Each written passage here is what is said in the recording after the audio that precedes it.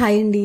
ఈ సీజన్లో చింత చిగురు బాగా దొరుకుతుంది కదా. ఈ చింత చిగురు ఎండు చేపల కాంబినేషన్లో కూర ప్రిపేర్ చేసుకుంటే టేస్ట్ సూపర్గా ఉంటుందండి. ఇప్పుడు నేను చూపించే విధంగా మీరు కూడా ప్రిపేర్ చేసుకోండి, మీకు నచ్చుతుంది. దీనికోసం ముందుగా చింత చిగురుని పుల్లలు ముదురాకులు లేకుండా క్లీన్ చేసుకుని చేత్తో ఇలా క్రష్ చేసుకుని పక్కన పెట్టేసుకోవాలి.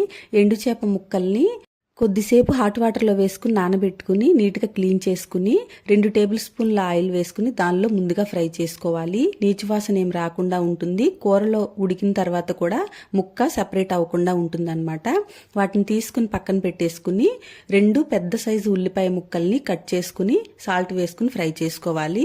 ఇది మంచిగా వేగిన తర్వాత దీనిలోకి కాస్త పసుపు, కారం, మరి కాస్త ఉప్పు కూడా వేసుకుని ఫ్రై చేసుకున్న తర్వాత మనం ఆయిల్లో వేయించుకున్న ఎండు చేప ముక్కల్ని వేసుకుని కారం ఉప్పు మంచిగా పట్టేలా ఫ్రై చేసుకుని ఒక చిన్న గ్లాసు వాటర్ వేసుకుని ఒక బాయిల్ రానివ్వాలి.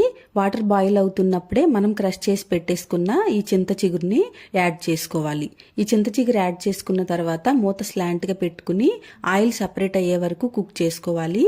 చాలా సింపుల్ ప్రాసెస్ అండి. ఈ కూర అన్నంలోకి చాలా సూపర్గా ఉంటుంది. మీరు ఎప్పుడు ట్రై చేయకపోతే ఒకసారి ట్రై చేసి ఎలా వచ్చిందో కామెంట్ చేయండి. మీకు నచ్చితే కనుక లైక్ చేయండి, షేర్ చేయండి, మన ఛానల్ని సబ్స్క్రైబ్ చేసుకోండి. Thanks for watching.